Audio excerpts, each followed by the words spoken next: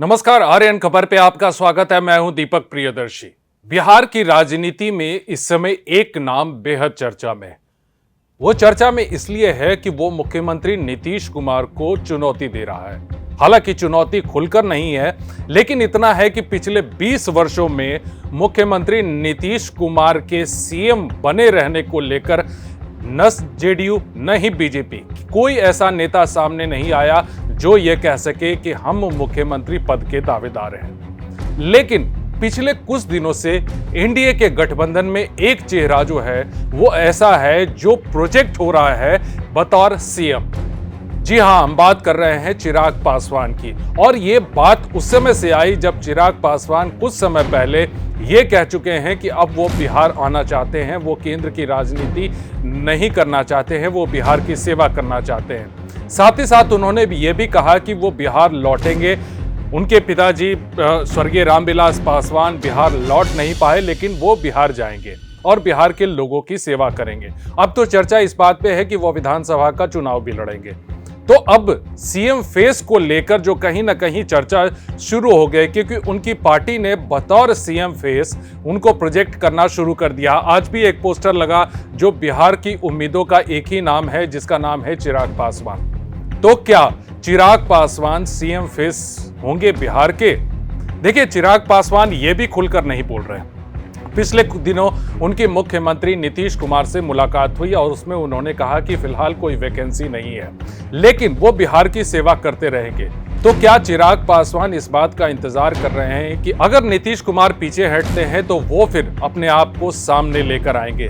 देखिए, बीजेपी ने भी इस बात की पुष्टि कर दी है और कहीं ना कहीं उनका भी, बीजेपी का भी चिराग पासवान को लेकर सॉफ्ट कॉर्नर बहुत पहले से है। और बीजेपी के प्रदेश अध्यक्ष दिलीप जायसवाल का ये स्टेटमेंट देना कि अगर गठबंधन में किसी पार्टी को अगर जितनी सीटें मिलती है तो वो उसको अधिकार होता है कि वो उस पर किसको चुनाव लड़वाए। वहीं चिराग पासवान भी ये कह चुके हैं कि अगर पार्टी का बड़ा नेता अगर चुनाव लड़ता है तो उसका इम्पैक्ट कुछ ज्यादा ही होता है। यानी चिराग पासवान बिहार का चुनाव लड़ेंगे, यानी विधानसभा का चुनाव लड़ेंगे। वो सीट कौन सी होगी वो अभी तय नहीं है, लेकिन इतना तो है कि वो चुनाव लड़ेंगे। और इस बारे में जब पॉलिटिकल रिएक्शंस आते हैं, प्रशांत किशोर ने भी कहा है कि चिराग पासवान नया लड़का है, जात पात की राजनीति नहीं करता है, अगर वो बिहार में चुनाव लड़ना चाहे तो उसका स्वागत है। देखिए, प्रशांत किशोर जैसा आदमी जिसने हर नेता की आलोचना की है, हर पार्टी की आलोचना की है, लेकिन अभी तक उन्होंने चिराग पासवान की आलोचना बिल्कुल नहीं की है। अब ऐसे में चिराग पासवान एक फेस बनकर सामने आ रहे हैं बिहार की राजनीति में। और बिहार में और खास करके एनडीए में उन्होंने अपने आप को प्रधानमंत्री नरेंद्र मोदी का हनुमान भी घोषित कर रखा है। तो अब ऐसे में उनकी भक्ति जितनी नरेंद्र मोदी के प्रति है, अब वैसे जाहिर सी बात है कि बीजेपी कहीं ना कहीं सॉफ्ट कॉर्नर रखती है चिराग पासवान को लेकर। देखिए, पिछले कुछ समय से लगातार 20 वर्षों में किसी ने भी एनडीए में नीतीश कुमार को चुनौती नहीं दी है। चुनौती तो इस बार भी नहीं है, लेकिन इस बात का इंतजार हो रहा है कि क्या चिराग पासवान नीतीश कुमार के पीछे हटने का इंतजार कर रहे हैं। अगर नीतीश कुमार पीछे हटते हैं तो क्या चिराग पासवान आगे आएंगे और बीजेपी उन्हें सपोर्ट करेगी? क्योंकि बिहार की राजनीति में यह संभव है। कुछ लोग ये भी कहते हैं कि चिराग पासवान की पार्टी अभी छोटी है तो कैसे वो सीएम फेस बनेंगे। लेकिन जब 2005 में नीतीश कुमार को सीएम प्रोजेक्ट किया गया था तो उस समय भी उनकी पार्टी छोटी थी। बावजूद उनके फेस पर एनडीए ने, बीजेपी ने उन्हें सीएम कैंडिडेट बनाया था और मुख्यमंत्री बनाया था।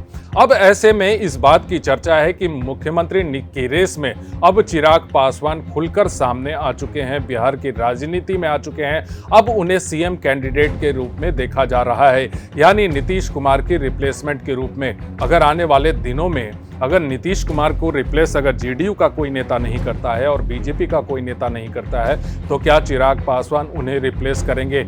क्या चिराग पासवान को बीजेपी के तमाम नेता स्वीकार करेंगे या फिर जेडीयू के नेता स्वीकार करेंगे? ये देखने वाली बात होगी। लेकिन इतना है कि सीएम प्रोजेक्ट वो अपने आप को कर रहे हैं, उनकी पार्टी कर रही है। और उन्होंने ये भी कहा कि चुनाव लड़ना है और इस बारे में जो है वो उनकी पार्टी प्रॉपर सर्वे करा रही है। यानी बिहार चुनाव को लेकर लोक जनशक्ति पार्टी रामविलास यानी चिराग पासवान की जो पार्टी है वो इस समय बेहद संजीदा है, बेहद गंभीर है। अब ऐसे में देखना बेहद दिलचस्प होगा कि आने आने वाले दिनों में एनडीए में कितनी बड़ी भूमिका होगी चिराग पासवान की, क्योंकि सीटों के बंटवारे में बीजेपी और जेडीयू के बाद अगर सबसे अधिक सीटें मिलने का दावा किया जा रहा है या फिर बताया जा रहा है कि बीजेपी और जेडीयू के बाद सबसे ज्यादा सीटें किसी और को मिलेंगी, तो वो हैं चिराग पासवान की पार्टी। देखिए, उपेंद्र कुशवाहा भी हैं, जीतन राम मांझी की पार्टी भी है, लेकिन जितनी सीटें चिराग पासवान को मिलेंगी उतना उन्हें फायदा होगा, क्योंकि लोकसभा में उन्हें जितनी सीटें मिली थी सब पर जीत दर्ज करके उन्होंने एक तरह से दिखा दिया था कि 100% जो है वो रिजल्ट दे सकते हैं वो। अब ऐसे में बीजेपी का पीठ थपथपाना चिराग पासवान के लिए कितना फायदेमंद होगा देखना होगा। फिलहाल इस वीडियो को देखने के लिए धन्यवाद।